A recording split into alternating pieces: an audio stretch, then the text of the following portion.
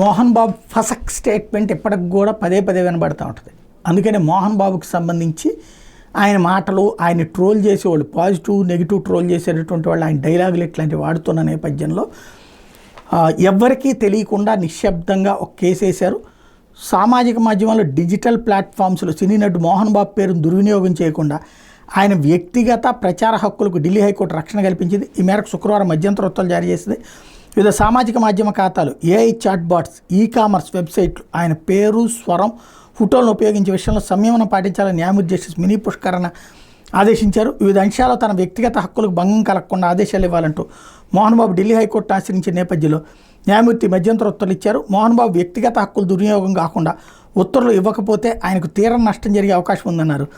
ప్రతివాదులు, వారి సహచరులు, సేవకులు, ఇతర సంబంధిత వ్యక్తులు ఎవరు మోహన్ బాబు వ్యక్తిగత హక్కులను ఉల్లంఘించే కంటెంట్ని సృష్టించడం, ప్రచురించడం, ప్రజలకు ప్రసారం చేసే విషయంలో సంయమనం పాటించాలని న్యాయమూర్తి తన ఉత్తర్వులో పేర్కొన్నారు.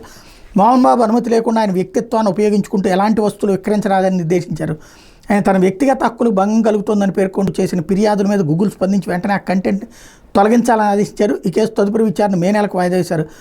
అక్టోబర్లో మోహన్ బాబు కుమారుడు మంచు విష్ణు అట్లాగే గత ఏడాది నరకాలను దేశవ్యాప్తంగా పలువురు సెలబ్రిటీలు ఢిల్లీ హైకోర్టును ఆశ్రయించి ఇట్లాంటి ఆర్డర్లే పొందుతున్నారు.